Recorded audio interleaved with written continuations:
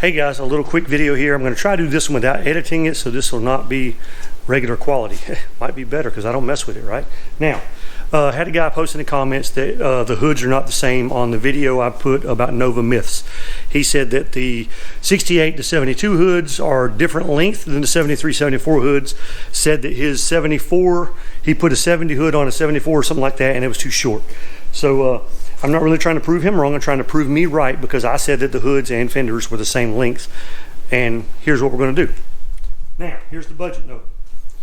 This is a 73 fender. It's got the big marker light on the side. This is a 69 fender. It's got the small marker light. Both of those are original GM fenders. This is a 73, 74 hood. It's got the straight piece of trim across the front. It does not have the extra piece for the little bow tie emblem on the front of the 68 to 72. Now, you can see that it's flush against the front on both of these. Looks funny here because the trim is missing on that eyebrow. This one's got it. My cowl panel's on, and it's pretty much aligned with the top of my fender over here. Same thing over there. And I've got about a 3/8 gap across the front of the hood there, between the hood and the cowl. And everything lines up really well. So, like I said, different year fenders, 73 hood. The cowls are all the same, so are fenders and hood, but you know, the cowls are, as far as I know, exactly the same. So what I'm going to do now is I'm going to take that hood I've got over there. I'm going to take this hood off and set the other hood on with no editing, just to show you that I don't move anything other than my cowl's not bolted down, so I may bump it and move it a little bit. But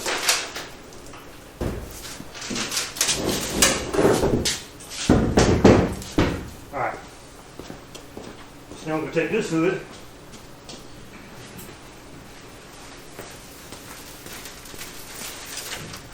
and throw it up on there.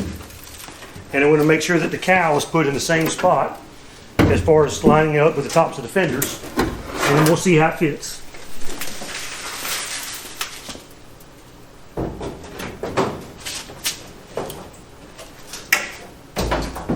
And you could probably hear that these hoods have a fair amount of rust in them.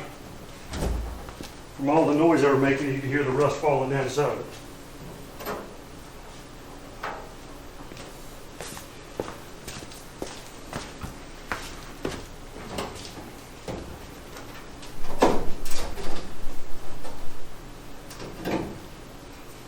Line that up.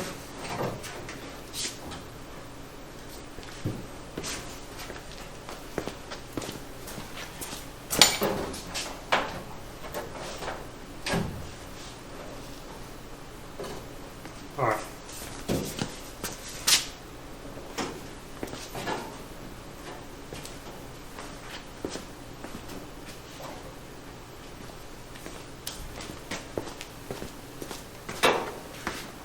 I'm going to try to do this right. Okay, so that was lined up. That was lined up, I think. So now, right here, the trim would be lined up if it was there. It's lined up here. It's lined up there. All the way up. You've got about the same 3/8 gap right here. This is actually up a little bit.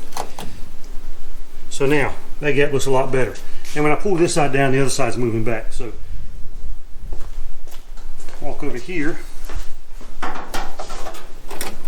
Yeah, so these things are the same.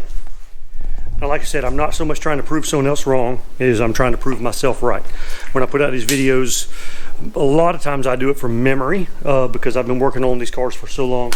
And then sometimes I do screw up and I'm wrong, but this time I'm not. Now, he also mentioned about bumper shocks and stuff like that, and his 74 doesn't have them on the front. That could be. I've only ever heard people say that they had a 73 with bumper shocks, and I've never seen that ever. I had a couple of guys, you know, hey, my 73's got shocks. They sent me the VIN, and although their title says 74, their VIN says 73. So I've still never seen a 73 with bumper shocks on it, front or back. But he has a 74 that doesn't have them on the front, does have them on the back, which is pretty interesting in my opinion. But anyway, see you guys next video.